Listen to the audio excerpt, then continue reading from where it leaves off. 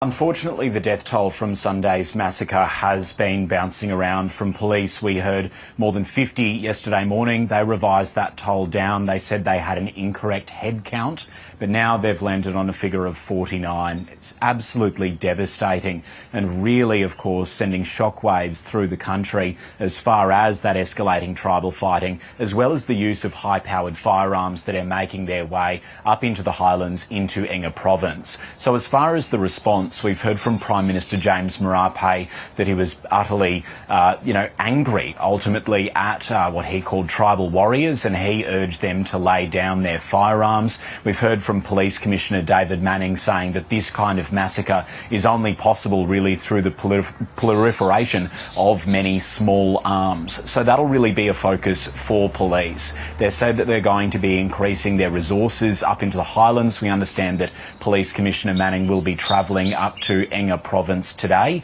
as well as taking additional officers with him. But one key issue that they'll really need to tackle is not just police numbers as far as resources, but also their ability to actually stand up effectively to these villages and the amount of high-powered arms that they have.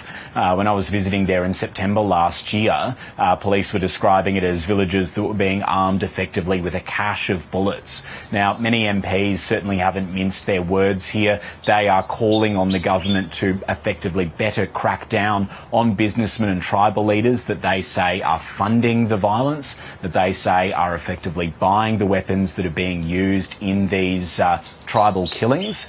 So, of course, that'll be something that the country and the parliament will need to look at.